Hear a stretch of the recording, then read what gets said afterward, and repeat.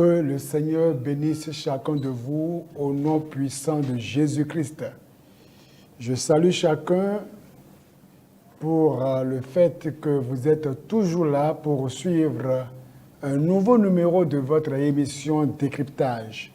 Je salue tout le groupe Génération Forte en Jésus et je prie que l'Éternel continue à nous faire du bien au nom de Jésus. Prions ensemble le Seigneur. Éternel, notre Père et notre Dieu, nous voulons te dire merci.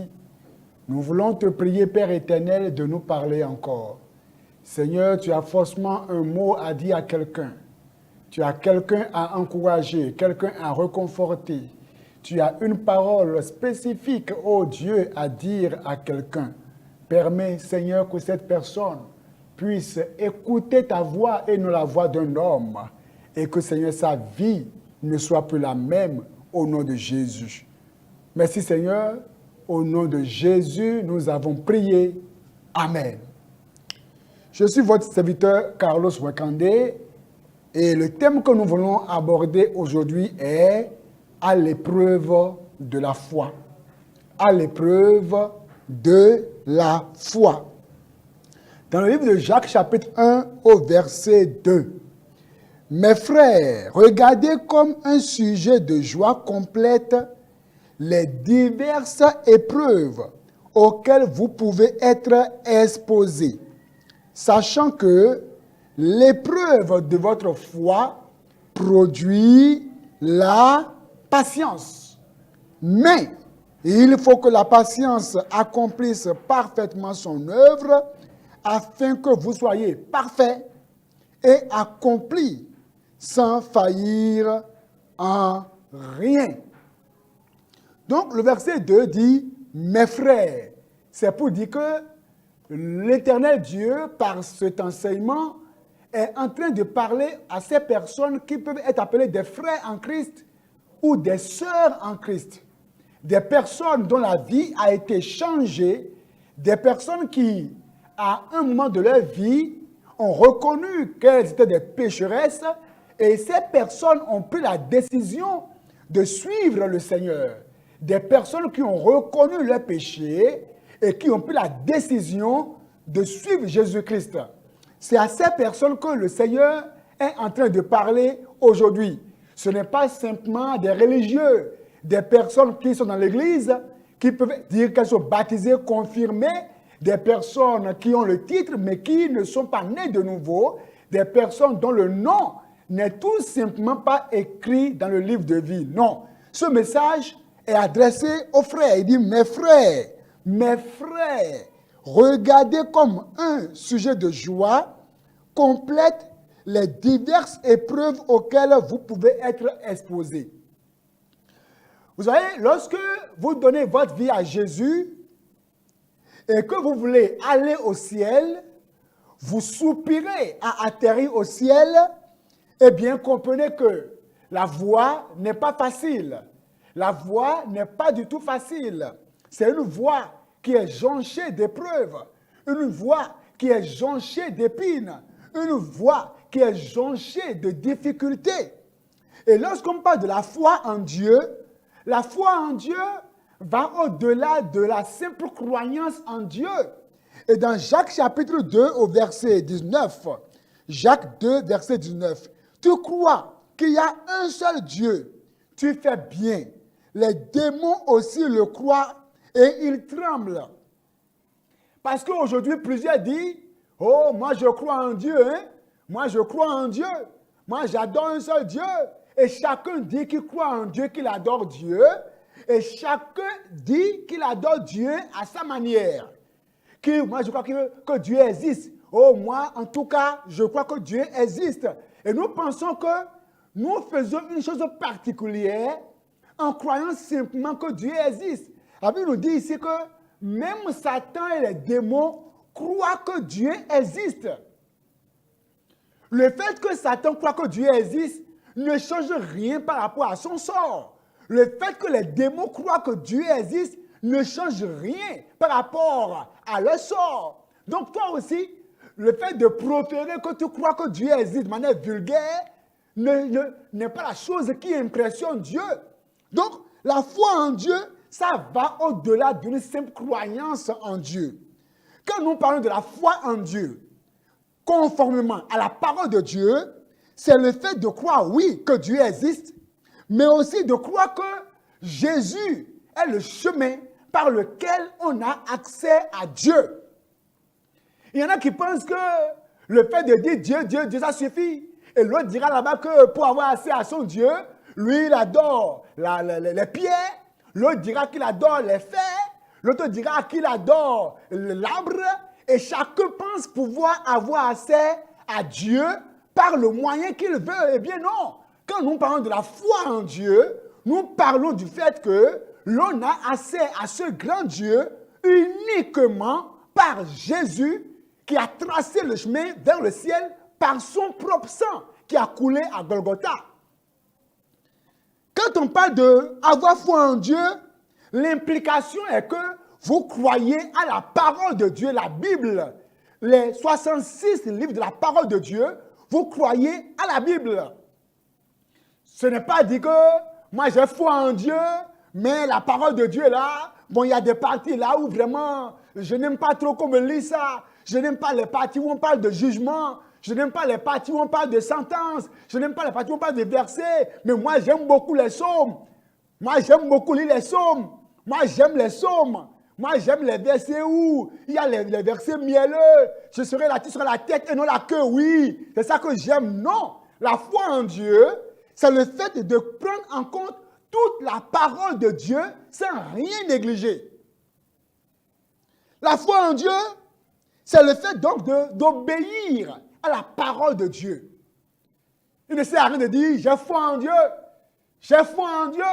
Avoir foi en Dieu, l'implication directe, c'est obéir à la parole de Dieu. Dire que tu as foi en Dieu, et dans le même moment, ne pas obéir à sa parole, c'est un contraste. Proférer avoir foi en Dieu, c'est donc croire à tout ce que la parole de Dieu a déclaré. Lorsque, par exemple, Jésus dit, repentez-vous, tu crois en ça, et tu te réponds à tes péchés. Quand Jésus dit, sanctifie-les par ta parole, tu crois à la sanctification. Tu crois au fait que l'on peut être saint. Tu crois à ça. C'est ça la foi en Dieu. Quand le Seigneur parle de la restitution, tu crois à la restitution. Le fait de réparer ses torts, le fait de régler ses voies, tu crois aussi à ça. Quand le Seigneur Dieu, par sa parole, nous parle d'un homme, une femme, pour le mariage, tu crois à ça. Il n'y aura pas à raisonner pour dire non, moi, cette partie-là, je n'aime pas ça.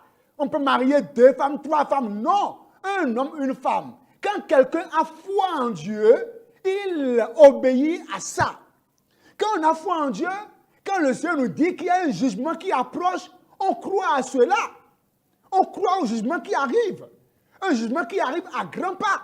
Le jugement du grand trône blanc, où chacun sera jugé par rapport à ses œuvres. Les œuvres cachées comme celles qui sont connues. Quand le Seigneur nous parle de l'enfer, un lieu de pleurs et de grincement de dents, il ne s'agira pas de raisonner, mais de croire que ce qu'il a dit est vrai et d'obéir à la parole de Dieu. Quand il nous parle de la grande tribulation, un temps qui viendra où le monde, ceux qui auraient raté l'enlèvement des saints, eh bien, vont souffrir l'agonie, l'angoisse, les pleurs avec l'Antéchrist. Eh bien, nous croyons en ça. Lorsque le Seigneur nous dit qu'il part préparer un chemin pour nous et qu'il va revenir pour nous chercher, la foi en Dieu consiste à croire à cette parole-là, qu'effectivement, Jésus reviendra pour nous chercher. Il y a des gens, lorsqu'on leur parle du retour de Jésus, ils rient. Ils rient. Parce que pour eux, c'est que Jésus est mort.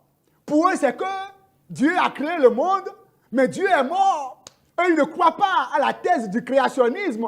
Il y en a qui ne croient qu'à la thèse de l'évolutionnisme.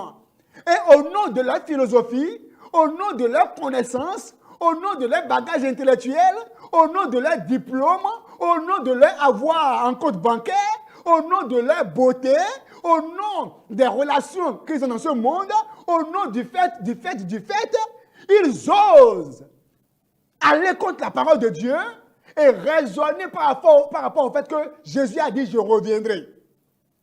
Ce qui est intéressant est que le retour de Jésus n'est pas conditionné par le fait que tu crois ou tu ne crois pas. Tu ne crois pas, il va revenir. Et il reviendra subitement chercher ceux qui lui appartiennent. Et là, ce serait un grand rendez-vous. Alors, donc la foi en Dieu consiste à croire à toute la parole de Dieu. Quand il nous dit, vous recevez une puissance, le Saint-Esprit survenant sur vous, eh bien nous croyons en ça. Nous croyons au baptême dans le Saint-Esprit. Il y en a qui ne croient pas en ça. Mais c'est grave. C'est gravissime. Parce que la puissance de l'Église aujourd'hui, la puissance de l'Église, c'est le Saint-Esprit. Donc, c'est de ça qu'il s'agit. Alors, mes frères, toi qui as reçu le Seigneur, toi qui obéis à Dieu, toi qui crains le Seigneur, toi qui cherches à aller au ciel, parce que ceux qui obéissent à Dieu ne sont pas nombreux. Ceux qui viennent à l'église sont nombreux. Oui, on s'habille bien, on est en costume, en veste, mais chacun sait pourquoi il vient à l'église. Il dit, quand le Fils de l'homme reviendra, trouvera-t-il la foi sur la terre? Les gens viennent à l'église, mais leur cœur, leur âme, tout est déconnecté de Dieu. Les gens viennent à l'église, mais sont pressés de partir. Les gens viennent à l'église et sont sur YouTube, sont sur Facebook, sont sur WhatsApp, avec le portable à l'église. Les gens sont à l'église en train de faire leur commerce. Leur cœur n'est pas là. C'est pour ça que si la trompette sonne, il y aura des surprises. Des gens qu'on pensait voir au ciel, ils n'y seront pas. Jésus a dit, je connais ceux qui m'appartiennent. Personne ne va atterrir au ciel par hasard. Ou il dira, ah, je suis arrivé au ciel par hasard. Oh, vraiment, oh, je suis un fornicateur, hein? Je suis un menteur. Hein? Mais personne ne sera attiré vers le ciel par hasard. Non, c'est les saints, ceux qui obéissent à Dieu, ceux qui gardent leur foi, ceux qui disent non au péché, pendant que tous disent oui. Ceux qui ont refusé de livrer leur corps aux garçons, de livrer leur corps au papa qui aime coucher avec les jeunes filles. Ceux qui ont refusé de coucher avec c'est ceux-là, les personnes qui, malgré leurs difficultés, leurs manquements, leurs blocages, ont continué à obéir à Dieu, à plaire à Dieu. Ces personnes-là, la trompette sonne, elles vont aller au ciel. Et une seule minute au ciel, une seule seconde au ciel va te faire oublier tes années d'épreuves, tes années de pleurs, tes années de souffrance, d'agonie. Ce serait dommage que vous et moi, nous restions dans ce monde, que nous crions Jésus, Jésus, Jésus, et qu'au dernier jour, que ce soit la face de colère de Jésus qu'on puisse voir. Parce que tous les pécheurs verront Jésus un jour, mais ils verront sa face de colère, sa face de juge. Alors, si tu es là et que tu obéis à Dieu, tu as la foi en Dieu, comprends que sur le chemin vers le ciel, il y aura la tentation. La tentation, c'est la suggestion à faire le mal. Satan va te tenter pour que tu puisses tomber. Mais quand on parle d'épreuves, les épreuves, c'est pour tester. C'est des choses que Dieu même permet. Les épreuves, Dieu les permet. Des difficultés, des situations que Dieu permet pour jauger ton amour pour lui. Les épreuves, c'est des situations que Dieu permet pour jauger ton degré d'amour. Comment tu m'aimes? Combien de fois m'aimes-tu? Exactement comme à Abraham. Dieu dit à Abraham, donne-moi ton fils, ton unique. Donne-moi ton fils, ton unique. C'est ça l'épreuve de la foi. L'épreuve de la foi. Et Dieu a parlé à Abraham. Et maintenant, Dieu regarde Abraham faire. Va-t-il obéir ou pas? Dieu merci. Abraham a obéi. Je prie que toi aussi tu puisses obéir à Dieu. Même si dans ce monde, dans ton quartier, dans ta maison, dans ton boulot, tu es le seul à obéir à Dieu, continue à obéir à Dieu. Les épreuves, c'est pour tester ton degré de fidélité à Dieu. comment tu es fidèle. Comme le cas de Job. Son épouse lui a dit, maudit Dieu et meurt. Que Dieu nous épargne de telles femmes. Satan a détruit tout dans la vie de Job, sauf sa femme. Et maintenant, Satan utilise sa femme et dit, maudit Dieu et meurt. Dans les temps d'épreuve, ne maudis pas Dieu. Dans les temps d'épreuve, ne blasphème pas. Dans les temps d'épreuve, ne t'inquiète pas. Dans les temps d'épreuve, eh bien, ne raccroche pas. Les épreuves, c'est pour tester notre degré de foi. Les épreuves épurent votre foi. Les épreuves épurent votre foi. Les épreuves augmentent votre foi. Tu verras Dieu autrement. Tu connaîtras Dieu autrement. Les épreuves viennent rendre ta foi tranchante. Donc, les épreuves aiguisent ta foi. Et quand je prends le cas de Jésus, même Jésus dans ce monde a vécu des temps de difficulté. Dans Matthieu 26, 38, lorsque l'heure est arrivée pour lui d'aller à la croix, c'était pas facile, c'était dur et compliqué. Et il a dit, oh mon Père, si seulement cette coupe pouvait s'éloigner de moi sans que je la boive. Mais pourtant, c'est pour ça qu'il est arrivé. Mais écoutez sa prière, c'est parce que c'était trop dur, c'est compliqué, c'est difficile, oui mon frère. Des temps viennent où tout est sombre, ma soeur. Des temps viennent, tu ne comprends plus rien. Tu jeûnes, tu pries, mais rien ne va. Tout est bloqué, blocus total. Et plus tu pries, apparemment les défis encore se compliquent. Et tu ne comprends rien. Jésus a prié. Jésus a prié. Jésus a prié en des temps pareils. Quand les épreuves se soulèvent, quand on ne comprend plus rien, quand on n'arrive pas à comprendre pourquoi ce retard s'écria dans le mariage, on prie Dieu. Quand on n'arrive pas à comprendre pourquoi tout ce manquement, ces difficultés financières dans ma vie, pourquoi ces blocages financiers, on ne maudit pas Dieu. On n'abandonne pas l'assemblée. On n'injurie pas les pasteurs. On ne se fâche pas contre les riches dans l'église. Parce qu'il y en a, à cause de la difficulté financière, ils se fâchent contre les riches dans l'église. Non, il n'y a pas à se fâcher. Tu porteras ta croix. Il faut prier Dieu comme Jésus qui a prié Dieu.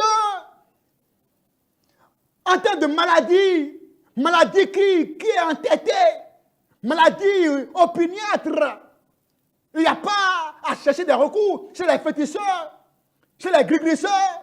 Mais non, c'est la prière. La prière, et tu médites la parole de Dieu. Un foyer qui est instable, tu n'arrives pas à comprendre ton mari ou ta femme. Des paroles blessantes qui sortent de sa bouche. Des paroles épineuses. Dans sa bouche, ta femme, quand elle parle, dans sa bouche, il y a des lames.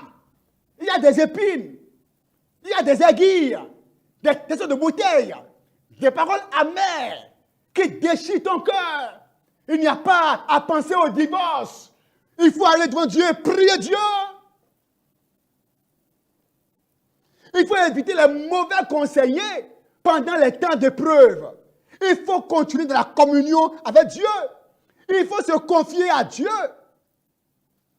Ésaïe 41, 10 dit, ne crains point, car je suis avec toi. Il faut garder l'obéissance, comme Joseph. Et Joseph, finalement, malgré ses difficultés, lui qui a rêvé, et il a vu qu'Israël est élevé, les épreuves viennent maintenant, et Joseph se dit, mais c'est quoi cette affaire? Pourtant, j'ai rêvé. Oui, les épreuves viendront, mais à cause de son obéissance, de sa foi, sa fidélité, Joseph a été transféré de la prison pour le palais. Je prie que toi-même, ce transfert ait lieu dans ta vie. Ne pas abandonner ton assemblée. Continuez à aller à l'église. Malgré les défis, les difficultés, continuez à aller dans l'assemblée. Comme c'est écrit dans Hébreux 10, verset 25. Et continuez à prier. Car dans quelques instants, tout changera.